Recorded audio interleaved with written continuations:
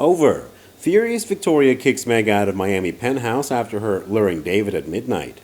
Although there are many similarities, the results achieved by the Sussexes and the Beckhams when attacking Hollywood are completely different.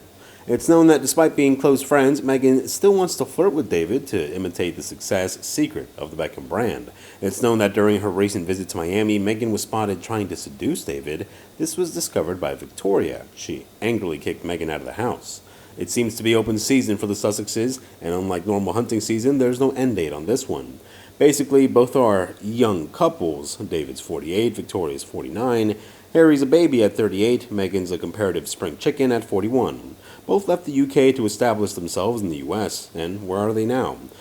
The Beckhams live in a $23 million penthouse in Miami. The football soccer team that David co-owns is now worth $600 million after starting out 3 years ago. Compare that with the Sussexes. They lost the Spotify contract after just one season in the most public and humiliating way, being called grifters and talentless by two separate powers in the business isn't a positive.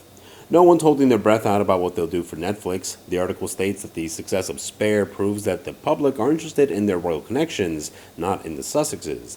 The Beckhams have been working on their businesses for decades at this point. The Sussexes have yet to find their USP, which is unique selling point, which currently seems to be a finite story that appears to be running out of road for their American audience. Another observes that the Sussexes lack the humility of the Beckhams. Quote, David is a goodwill ambassador for UNICEF. He's used his star power to do good work, but he never tried to eclipse the charity, whereas by contrast, the Archwell Foundation feels a bit of a personal flex as much as it is a fundraiser. The Beckhams, despite their wealth, are often pictured leading relatively normal lives. David buys his lunch from a popular affordable Miami eatery and queues for coffee at neighborhood joints. He also stood in line for 13 hours to pay his respects to the late Queen. The Sussexes, on the other hand, are closeted at Montecito and allegedly ask for lifts on Air Force One, not at all relatable. Another says that the Beckhams embody the American dream. The Beckhams combine clear talent and prodigious hard work. The Sussexes, in contrast, exude entitlement in a very un-American way. That's the ironic thing because one of them actually is American.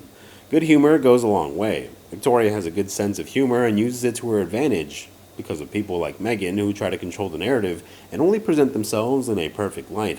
They tend to forget that the public warms to a humor and the ability to show a flaw. Years ago, when she was an actress, Meghan Markle often wrote in her blog, The Tig, about the group she called her closest friends. Some were soulmates, others were celebrities she met at showbiz events and parties. Gradually, that circle of chums broadened to include clothes designers, socialites, and charity campaigners. Amongst them were David and Victoria Beckham, who were guests at her wedding to Prince Harry at Windsor in 2018. However, their friendship seems to have died.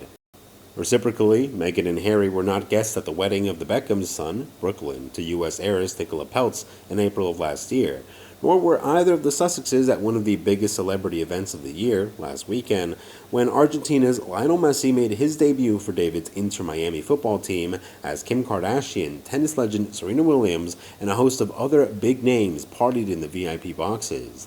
Like many in Meghan's world, the Beckhams appear to have been Markle. The word is cruelly used by critics of the one-time soap serial actress to describe how she is seemingly able to swiftly move on from some of those once closest to her.